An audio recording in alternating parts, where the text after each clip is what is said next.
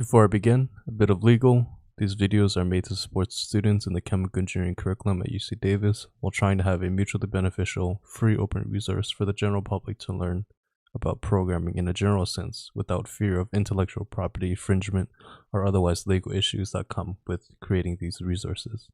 Students have been provided the individual tools from proprietary code that allows for single iteration analysis. However, I aim to supplement that resource with the addition of explaining the data structure and offer ways to streamline the process.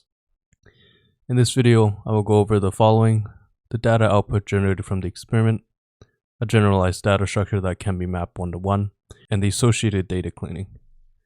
Plotting and analysis of the figures will not be done. However, an analysis explaining a representative workflow to create figures can be done. I'll discuss and go over how I would approach handling the data and provide an overview of the workflow. In general, from experimentally obtained data, one might first consider the file handling and the associated paths. Next, the importing of the data and its associated file format into the IDE. Next, the overall data structure of the experiment, its data types, and generally how one might handle the data. Fourth, we'll have to initiate containers or storage variables for our analysis of similar data structures mentioned in step 3, which relates to step 2 on how our imported data is structured and how we might want to mimic that to keep things iterable. Fifth, once we've identified the general data handling and structure and initiated containers for our analysis, the so-called metadata to then extract the imported data into the IDE to allow us for further analysis, implementing steps 3 and 4 using what I like to call a dynamic methodology, which limits hard coding and copy and pasting for ease of data cleaning, algorithm development, etc. Generally, it's to allow for otherwise repetitive tasks to be streamlined through an understanding of the data structures that could be implemented in a loop of some sort. Generally, in this step, the data cleaning and other logistical conditional statements can be added here, which includes but is not limited to try except blocks as well. Step 6, creating the visualization from the extracted data and stored to then communicate in such a way that best represents what we are trying to convey. Certain charts represent data better than others. Consider scatter plots, histograms, pie charts, for example. An important note in steps 6 through 7 is the comparison of the theoretical governing equations, their associated assumptions, and how both theoretical and experimental models relate to one another, and perhaps how one could redesign the experiment. In regards to file handling, I've opted to have a main folder called lab 1.1, which will be representative of the lab at the time of recording. Like with any naming convention, it should be representative of its contents. In this main folder, lab 1.1, let's put in our experimentally obtained data. And personally, I believe it's always a good idea to have a original data packet in case anything goes wrong, as we can see here, due to our naming conventions at the time of our experiment. It's very important to have a standardized naming convention that is representative of each of the conditions. Here we see T represents temperature, V voltage, C, H, and R being cold, hot, and room temperature respectively, each with 3 trials. That'll be the next step, but before then, let us continue setting up the next folder, which will contain a working copy of the data. Actually, a better thing would have been to duplicate this instead.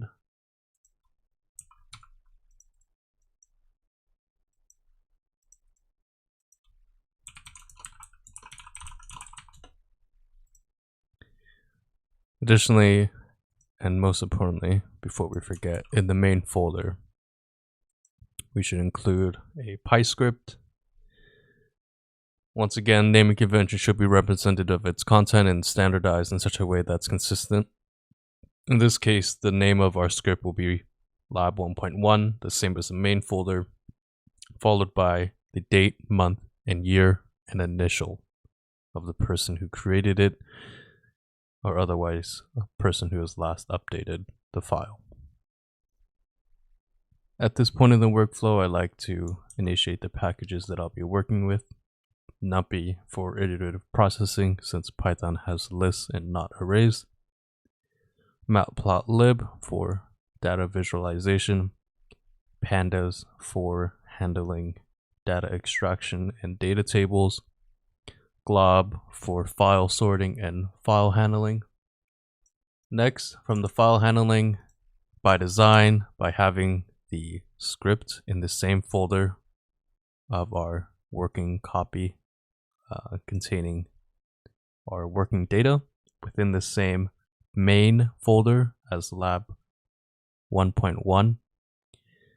The path can be summarized with a period in front followed by /, which will indicate a higher directory, or in order to access this folder, followed by this folder name, and then a / here to access any of the files contained within that folder. The data handling and structure goes hand in hand with how one might import the data. The understanding of the data structure provides foresight on how one might understand how to implement an iterative process based on the experimental design, its naming convention, and other considerations as shown here. As previously shown in the data importing step, I opted to use a nested dictionary, which I will explain in greater detail shortly after this.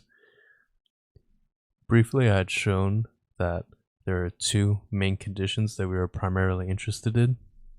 The two variables voltage and temperature, each with subconditions, hot, ambient, or room, and cold. Each of those with 3 trials each.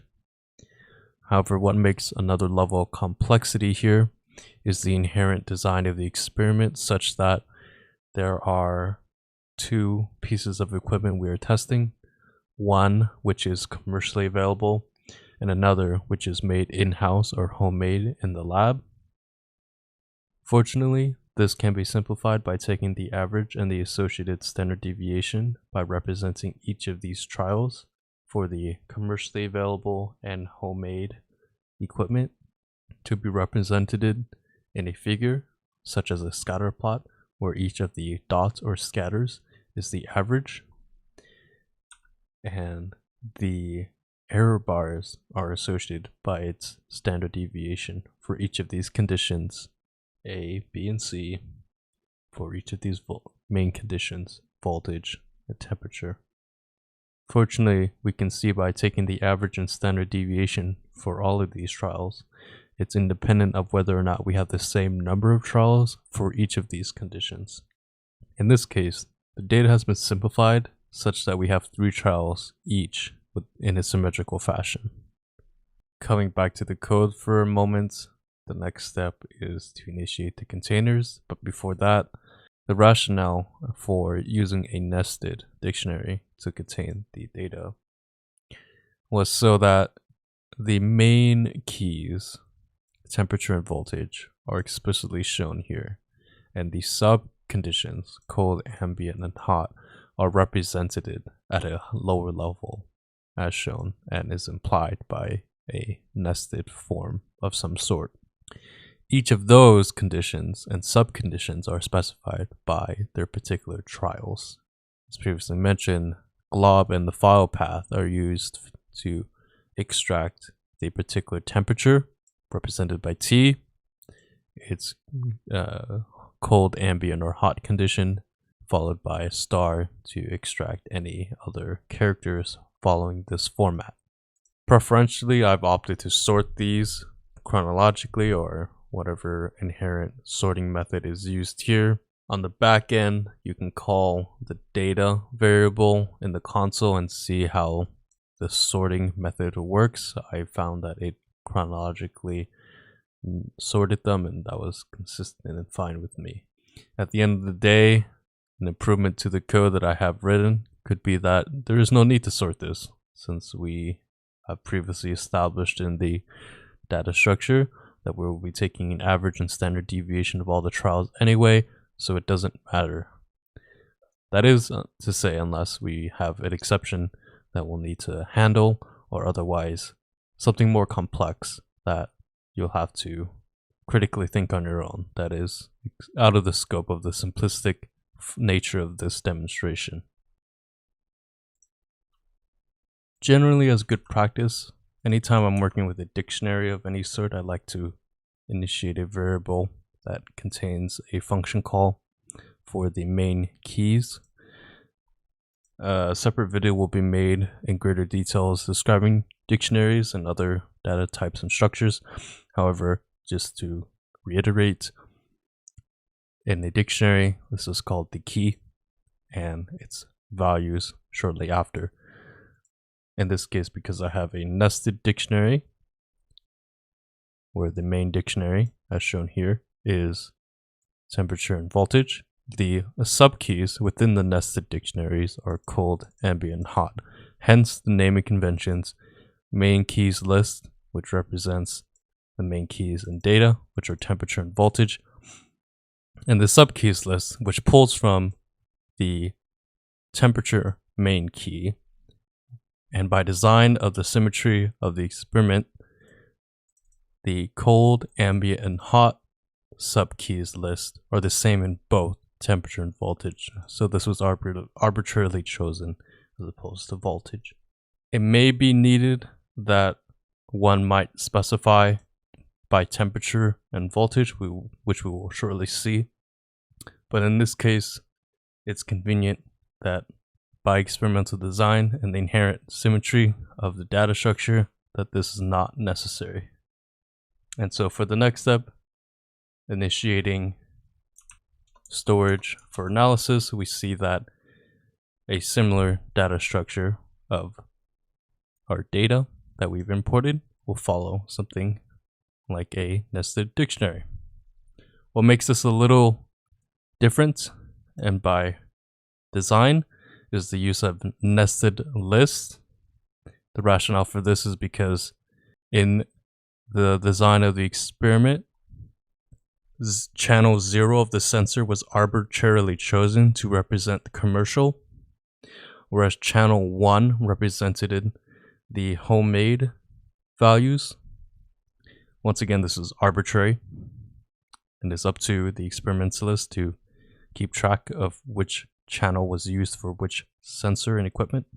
Thus, I felt it was convenient to have the index 0 be hard-coded in such a way that it inherently represents the commercial channel and its commercial values within this nested list contained in a dictionary. The next step in extracting this data and storing it in our analysis variable here, we must first consider that our two main variables are temperature and voltage that are being housed in these independent files. So in such a loop, whether it's for loops, while loops, do whiles, etc., loops are quite often, if not to my knowledge, chronological iterations. And so in order for us to plot temperature and voltage at the same time, we'll need to extract the data and store them. And only afterwards can we then do simultaneous analysis. Once again, this is out of the scope of my knowledge, and I'm sure there are ways to do this, but for now, This is the approach that I've taken and the rationale for which I have opted to continue using nested for loops, which represent the data structure previously shown. As previously mentioned, the subkeys represent the cold, ambient, and hot conditions. Using Python's convenient naming conventions, having a variable named subkeys, the subkeys list containing the strings cold, ambient, and hot will be stored as cold, ambient, hot strings in this variable, followed by a variable called trial num, which will be the total length of temperature for each of the cold, ambient, and hot conditions. Once again, due to the simplicity of this example, temperature was arbitrarily chosen because of the symmetry. A more complex code and more robust code may be needed to be designed such that temperature and its trials are analyzed, followed by voltage and its trials to be extracted, as opposed to the following approach in which this nested for loop takes advantage of the symmetry here. As we'll see shortly, the next step is to literally extract and read the CSV files, because at this point all the data stored here are just file paths and namings of the files themselves. In this step, we are actually extracting the data using pandas. Once more, we're exploiting the variables and string types as we previously defined in the subkeys list. It's important to note that header equals 6, where Python starts at 0. This information from the sensor and standardized in such a way that we know by having 6, it allows us to have working column names. And so, as one might imagine, due to the symmetrical nature of the code, the second half, where we specify the voltage, is extracted here, as opposed to making a second nested for loop where voltage is specified here. For example, that would look something like this, where instead of temperature, this would be voltage. However, once again, due to the symmetrical nature of this simplified example, that is not necessary. And so, similar to working with any dictionaries, pandas has a data type as a data frame, data table rather. So it's, in my opinion, in my own words, data tables are similar to dictionaries. And anytime I'm extracting data using pandas, I always like to extract the column names. And that's because this allows for abnormal spacing or otherwise typos that can be avoided simply by calling a function that pulls the column names exactly. And the following is simply the storing of the associated average and standard deviation based on the channel type, where 0 is the condition commercial, and temperature. As previously noted, the output, where the sample, which is index 0, time in seconds, index 1, which is irrelevant in this case. We're only interested in voltage and temperature. However, implicitly, that is the third index, or 2, which channel 0 is arbitrarily chosen by the experiment at the time of to be the commercially available equipment. In channel 1, where channel 1 is otherwise the homemade or in-lab made equipment. For both temperature and voltage. Once again, the inherent symmetrical nature of having 3 trials each is as shown here. If this was not symmetrical, we would have to have, as I previously mentioned, a separate nested for loop where instead of temperature here, this would be voltage. But carrying on, this would be the successful storage of extracted data for analysis. At this point in the workflow, we have successfully extracted and stored the necessary data to then now create a visualization that will look something like the figure shown at the bottom right.